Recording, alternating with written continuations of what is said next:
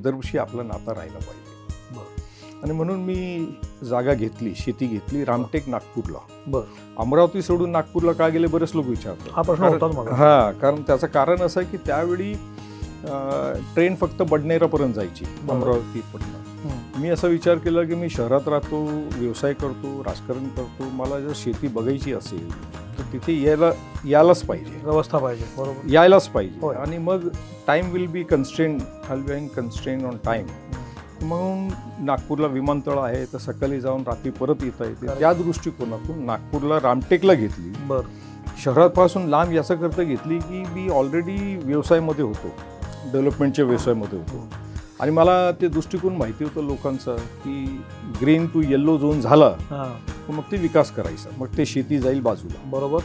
म्हणून शहरातनं लांबच घ्यायचा की कधीही 100 वर्ष तो विकास तिथपर्यंत पोचणार नाही.